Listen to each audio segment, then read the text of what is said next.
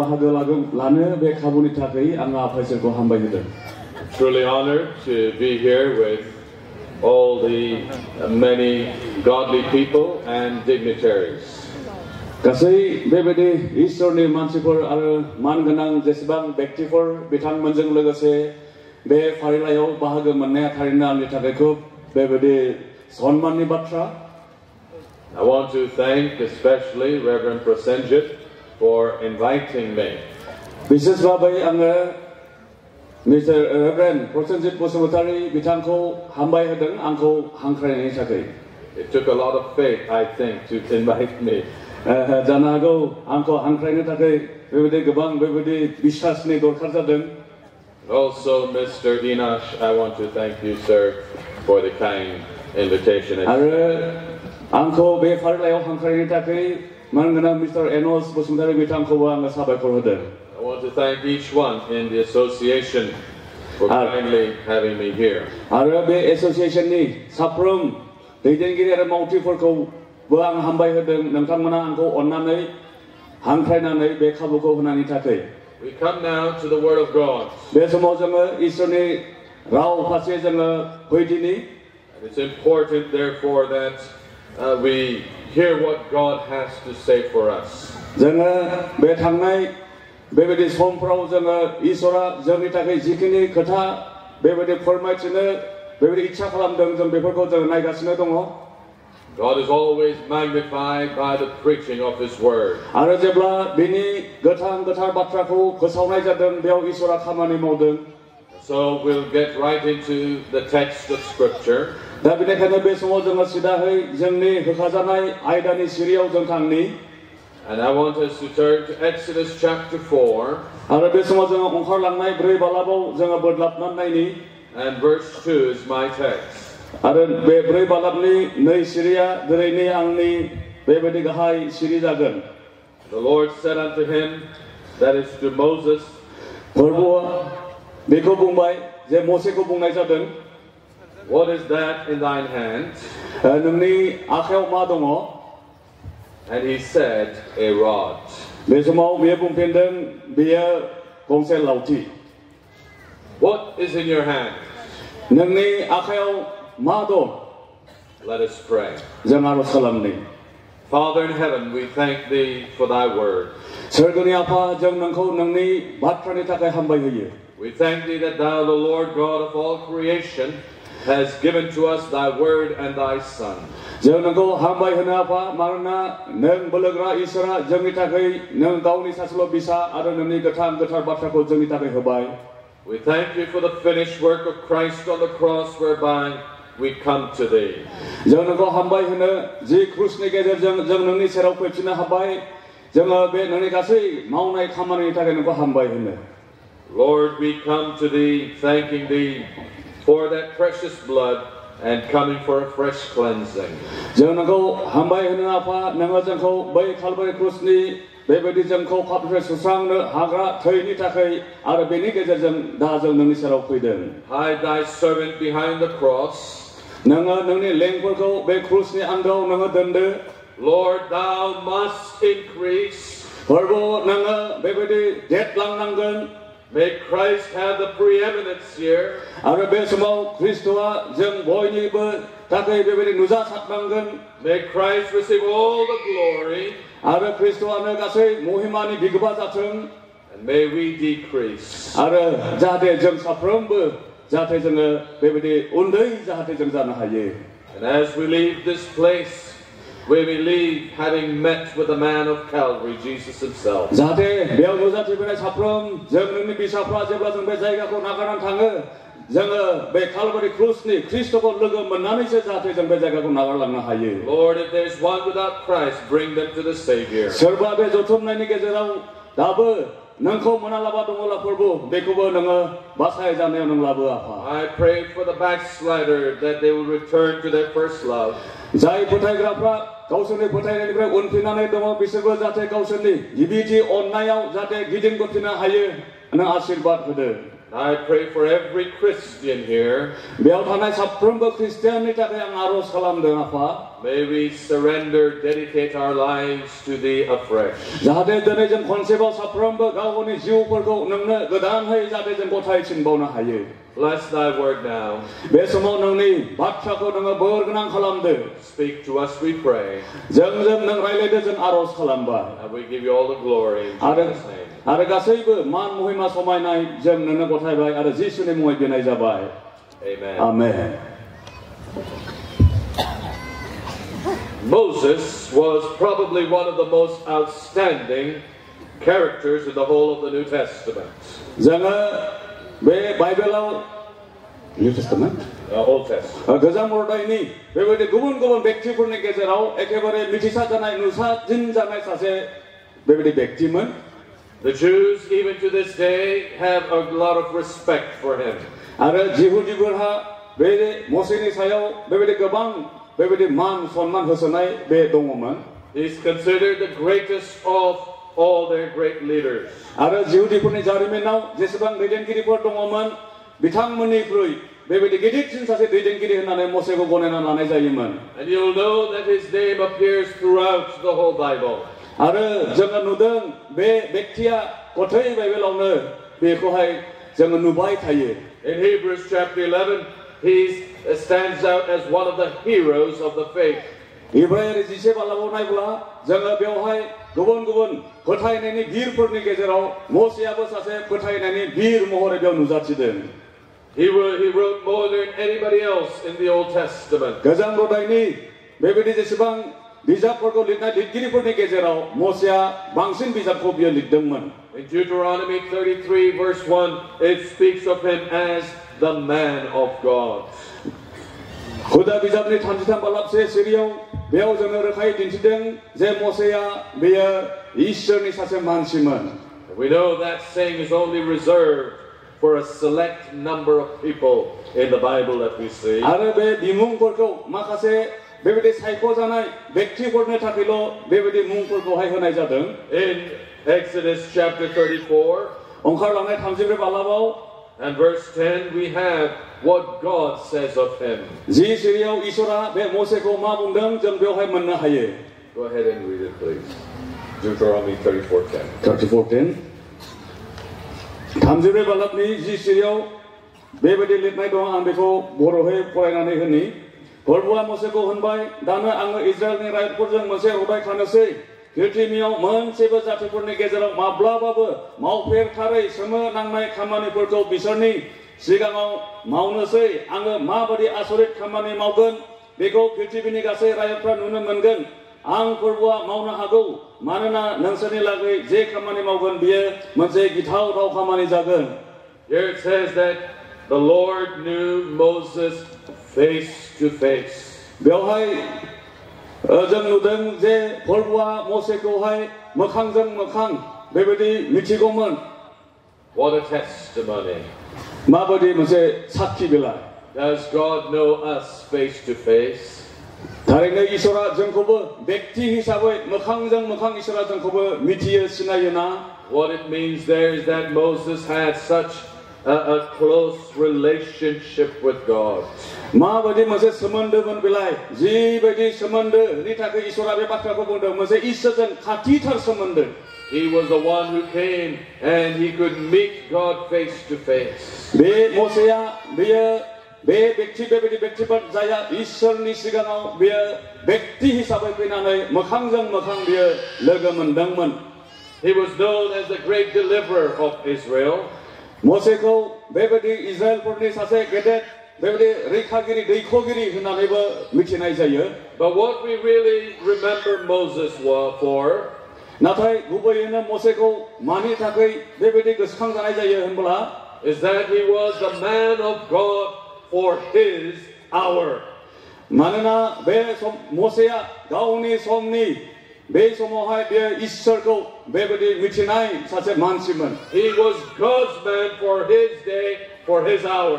बै समाव मोसेया गावनि समाव इसोरनि सासे बिशेष मानसिमोन Here's a man whom God himself selected.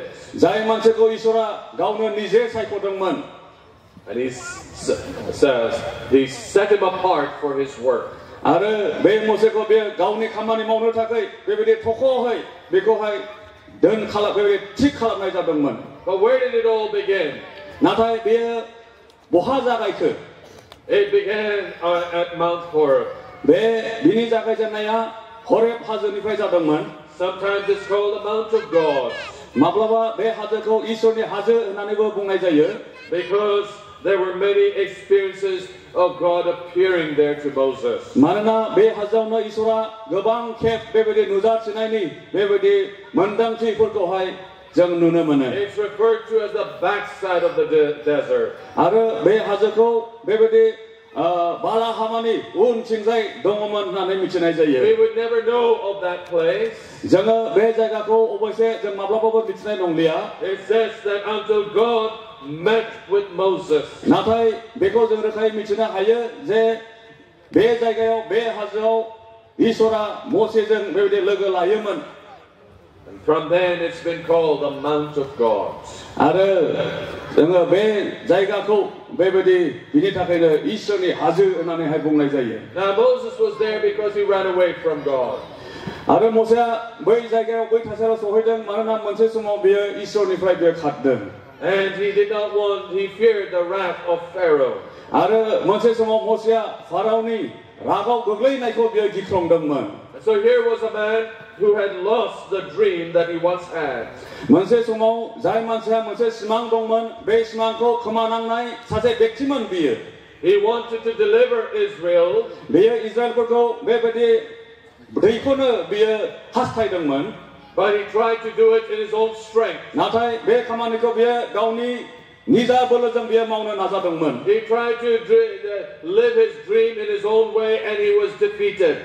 बियो जेब्ला गावनि साननाय हास्थायनाय बायदि गावनि इच्छा बायदि बियो जेब्ला खामानि मावनो ओंखारदों बे समाव बियो फेजेन जादोंमोन. And he ran away and the Bible says he was content. Just I'm happy to take care of sheep. दानिया बेनि थाखाय जेब्ला फेलें जाबाय बियो खारनो गोनां जाबाय आरो खारनांनायखौबो बियो बेबायदि गावनि थाखाय बेबायदि मेंदाफोरखौ जोथोन लानांनायाबो जेबो नङा आंनि थाखाय बेनो जथेस्थ होननानै बे सन्तुष्ट मोननानै थाबाय मोनसे समाव. That picture what God wanted him to be, he now lost it. दा बेबायदि मोनसे थासारि फैबाय बिनि जिबनाव जे बिनि गथै जिबनाव जे मोनसे आसा दंमोन बे गासैबो गोमानानै थांबाय. He was out of the will of God. बेयो बे समाव बियो इसोरनि इच्छानि बाहेरायाव बायजोआव थांबायमोन. And then God appeared to him. बे समावनो इसोरा बिजों नुजाथिफैयासै. You remember the story of the bush that never burns. नोंथांमोना मिथिगौ मोनसे बेबायदि गायज्राब बिफां जि बिफाङा बेबायदि खामाखैमोन. This is one of the greatest miracles of the Old Testament. आरो गोजाम लरायनि बेबायदि बयनिख्रुइ गिदिरसिन सोमोनांथाव जाथाय होनब्ला बेनो. God speaks to him and reveals him and says, I want you to go now. इसोरा बे अर्गेंनिफ्राय जाय बिफां जायग्राबनि अर्गेंनिफ्राय मोसेजों रायलायबाय जे आं नोंखौ दायो दैथायहरनो इच्छा खालामदों. Moses is fearful. मोसेया सासे गिख्रं मानसिमोन. He's full of excuses. बेहा गोबां बेबायदि रायख'नानै लानाय बेबायदि खारनफोर दंमोन. He gave 5 excuses. बेयो मोनबासो खारन बेयो रायख'नानै लादोंमोन. In chapter 3 verse 11 of Exodus he says, I'm a nobody. Who am I? थामबालाबनि 11 सिरिनिफ्राय नायलांब्ला जों मोननो हायो बिनि गिबिथि जे गाव थांनो इच्छा खालामै बे खारनफोर बे बुंबाय आंलाय सोरथो. In Exodus 3:13 he can't remember the name of God. He cannot remember the name. दा बे आरो मोनसे एक्सकिउसआ बेनोमोन जे बियो इसोरनि मुंखौ बेबायदि गोसोखांनो हाया. Here's a man who was taught as a child in the scriptures, but he says, what will I tell them? Who sent me? दा जाय मोसे गथ'खौ बेबायदि इसोरनि बै सम बेबायदि गोजाम रदायनि इसोरनि बोसोनफोरजों बेबायदि फोरोंनाय जादोंमोन. दानिया बियो बे समाव इसोरजों जेब्ला थिनहरजाबाय बुंबाय आंलाय बै मानसिफोरनाव थांनानै आं माथो बुंहैनांगौ. In chapter 4 verse 1 he says they won't believe me. 4 बालाबसे सिरियाव मोसे आरो बुंबावबाय बिसोरो आं थांनानै बुंब्लाबो आंखौ फोथायनाय नङा. In chapter 4 verse 10 he says I cannot speak properly. 4 बालाब 10 सिरियाव जों मोननो हायो मोसे आरो बुंबावबाय आं मोजाङै रायनोनो रोङा. He had the best education a person can have in that day. बै समाव फारसेआव बयनिख्रुइ साबसिन सोलोंथाइ बियो मोननानै दङमोन। And he says, I cannot speak. अब्लाबो बियो बुंबाय आंथ' बेबायदि खोथा बुंनोनो रोङा। Then finally he comes, he says, Lord, send somebody else. आरो जोबथारनायाव बियो इसोरखौ बेबायदि बुंबावदोंमोन, प्रभु मानोथो आंखौ गुबुनखौ थिनहरदो ना? You know, we are all like that, aren't we? गोबां समाव जोंबो बेबायदिनो जायो। We come to this service, I guess, and there are people here who've heard the Lord speak to you. दा आं फोथायो दिनै बे जथुमनायाव जेसेबां फैदों बेनि गेजेराव बेबायदि फोथायारिफोर दङ जाय मानसिफोरनि जिबनाव इसोरा खोथा बुङो। Maybe for salvation, maybe for service. जानो हागौ सोरनिबा थाखाय बासायजानो हांख्रायनाय नङाब्ला सोरखौबा गावनि खामानियाव थिसननो थाखाय Something in your own life you need to do or surrender. नोंनि जिबनाव माबा मोनसे मावनो थाखाय नों गावखौ गथायनांगौनि गोनांथि दङ। But we're making excuses. नाथाय जेब्ला जोङो बे लिंनायफोरखौ खोनायो जोंबो मसे बादिनो बेबायदि जोङो मावनो हाया थांनो हाया बेबायदि जों हायैफोरखौहाय जोङो रायथियो। But God answered Moses. नाथाय इसोरा मसेनो बेबायदि फिननाय होदों। He shows his presence. He says, I will be with you. इसोरा बुंदों इसोरा गावनि थाफानायखौ बिनो बेबायदि खिन्थादों बुंदों जबान होदों जे आंनो नोंजों थाफागोन। Let me tell you, you and God make a majority in any community. जेब्ला मोनसे बेबायदि जथुमनाय बेबायदि मोनसे समाजारि जेसेबां मानसिफोर दङ बिनिख्रुइ बांसिन इसोरजों नोंजों इसोरा जुदि नोंजों लोगोसे थाब्ला नोङो गोबां मानसिफोरनिख्रुइबो नोङो बांसिन जायो। Imagine the all-powerful God with you. नोङो साननानै नाय नोंजों लोगोसे सासे गोहोगोरा बोलोगोरा इसोर दंखायो। God shows him that I am the all-sufficient God. आरो इसोरा दिन्थिदों जे आंनो गासैखौबो नोंजों थाब्ला आंनो गासैबो नोंनि थाखाय जथेस्थ'। Then God said, okay, Aaron will go with you to speak on your behalf. अब्लाबो इसोरा मसेखौ बुंबाय अबसे नोंजों लोगोसे आरनबो थांफाखागोन आरो नोंनि जानानै नोंजों बे खोथा बुंफागोन। God was angry with him. मोनसे समाव इसोरा बेखौ बेबायदि रागा जोंदोंमोन। Because here's a man with such great potential, and yet he's only giving his second best. दा जोङो नुदों मसेनि जिबनाव जाय मानसिहा जाय मसेहा गासैबो मावनो हानाय बेबायदि रोंगौथि गोहो बोलो गासैबो दङ नाथाय बियो गावनि साबसिनखौ बियो होनो थाखाय गोब्राब बेबायदि मोनदोंमोन आरो बिनि थाखाय बियो आपत्ति खालामदोंमोन। Let me tell you, there are people, they get older and they look back upon their life and they say, oh, I wish I could have done it better. जेब्ला बेबायदि बैसो जानाय मानसिफोरनि जिबनखौ जों नायो जेब्ला जों बैसो जानाय मानसिफोरा गोसोखाङो सम जों जोंनि गारबोनाय बे जिबननि थाबोनाय समफोरखौ जों गोसोखांनानै जों उन दाहा खालामो जे मोनसे समाव आङो बेखौ मावनो हागौमोन माथो होननानै। When we come to the end of our life, जोंनि जिउनि जोबथा बुब्लियाव जेब्ला जों सफैयो we should not live with regrets. जोङो बे समाव बेबायदि उन दाहाजों आरो उनथिं नायहरफिननो जों नाङा। But if you settle for second best, you will. नाथाय नोंथाङा बेबायदि साबसिन हामसिन नोंथांनि जिखौ इसोरा हास्थायदों बेखौ होआलाबा मसेया जेरै खालामदोंमोन जों बेबायदि खालामनो नाङा। And so what I want to speak to you today is God spoke to Moses because he says they won't believe me. दा मसेया मानो बेबायदि इसोरा जे खोथा बेखौहाय बेबायदि थांनो जि खामानिखौ होदोंमोन बेखौ मावनो बे अबहेला खालामनायनि मोनसे खारना बेनोमोन जे बेहा मोनसे सन्देह दंमोन जे बेयाव आं थांनानै बुंहैब्लाबो मानसिफ्रानो आंखौ फोथायनाय नङा होननानै। They'll ask, who are you? आरो सोंनाय जादों नों सोर? And the Lord says, what is that in your hand? आरो बे समाव प्रभुआ मसेखौ सोंदों नोंनि आखायावलाय माथो दङ होननानै। You see, it teaches us that God doesn't see as man sees. जों बेजोंनो इसोरनि बाथ्राखौ जोंखौ फोरोङो जे जों मानसिया जेखौ जेरैबायदि नायो जि नोजोरजों इसोरा बेबायदि नाया। Because he asked, what is in your hand? मानोना इसोरा सोंदों नोंनि आखायाव मा दं बेयो मा बेसाद बेयो? He said, it's just a rod, a stick. बेयोथ' दा मोनसे खालि साधारन गंसे लावथिसो बियो। But see, God sees it differently, and we'll see that in a moment.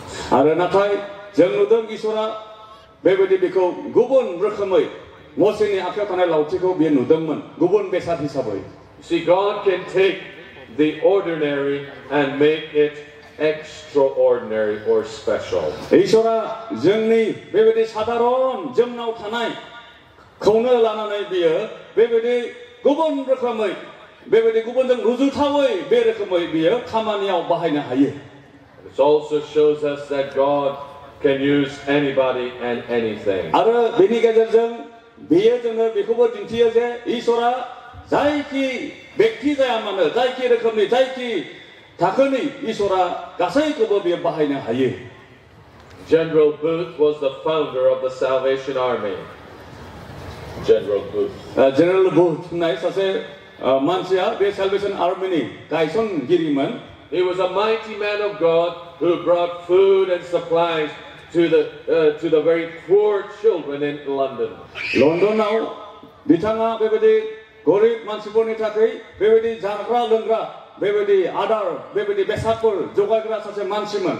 They didn't even have bread to eat that day. आरो बै समाव बेबायदि जानो थाखाय आदार बेबायदि गैयै बेबायदि अबस्थामोन. He went into the poor neighborhoods to feed